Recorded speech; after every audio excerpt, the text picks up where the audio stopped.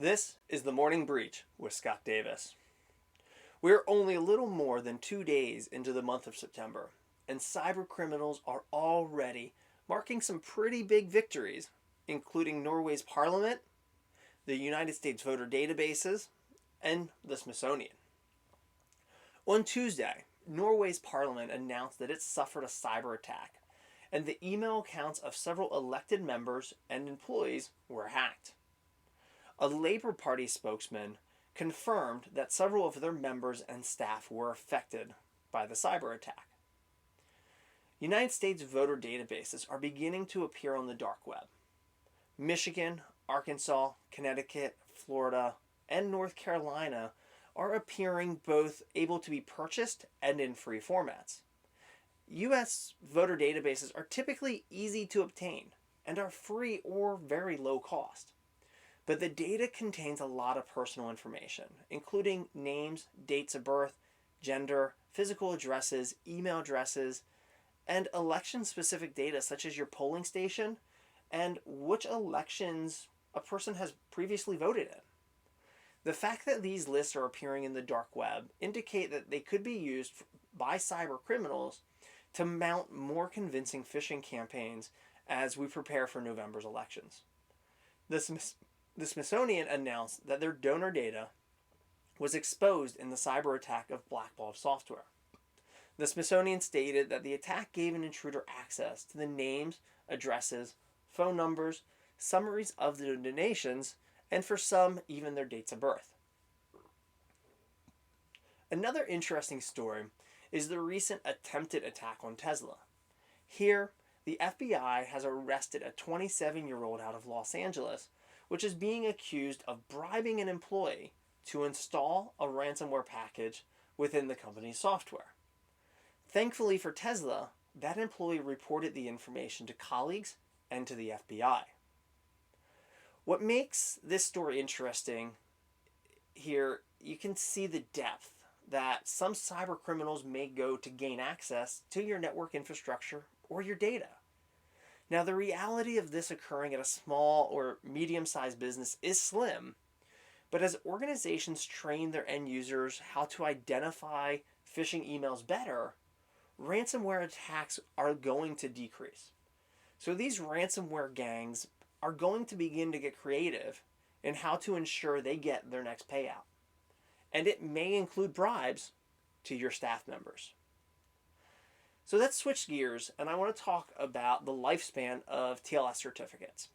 They are now limited to 398 days, or a little over a year. This is a change from the previous maximum certificate of 27 months, or roughly 825 days. Now, this is a boost to improve security, and I would expect that you're going to see some major changes as this, is adopted. Really behind it, you had Apple, Google, and Mozilla announced that they were going to begin to reject digital certificates that expire more than 13 months from their creation date, effective September 1st. Now, back in 2011, you could purchase an SSL TLS certificate for 8 to 10 years. In 2015, it was cut down to 3 years. And in 2018, it was again cut down to 2 years, where it stood until Tuesday. A quick look, and I can still obtain a 2-year SSL certificate from GoDaddy. But like I said, Apple, Google, and Mozilla have all announced that as of Tuesday, they will begin rejecting these new TLS certificates that were issued and have a validity of more than 398 days. Now, for my friends working in the industry, it simply means you have to do a better job of tracking those expiration dates because you now will need to renew any of these certificates annually. I want to leave you today with the question of what is proactive maintenance and security worth to you? Have you ever walked into the CEO's office after a data breach and they ask you, what would it have cost to prevent this from happening? And the price tag that you give is typically a portion of what the ransom demand is or what the insurance deductible is going to be. Back in July, Lifespan Health Systems settled with the U.S. Department of Health and Human Services, or HHS, after a laptop that was unencrypted was stolen. and 20,431 electronic health records, or EPHI, were breached. The settlement was over $1 million. So again, I ask the same question. And does this change your answer, knowing what that fine or the settlement is to just HHS? The expense of cleaning up a data breach or cyber attack 100% of the time is going to cost you more than the cost to properly secure and protect your network. If you're not sure where or how to start, look into a network security assessment from an independent third party. If you need help finding an organization to complete one, message me and I will help you out. If you've learned something new by watching this, please take a few seconds, like, comment, and share the video.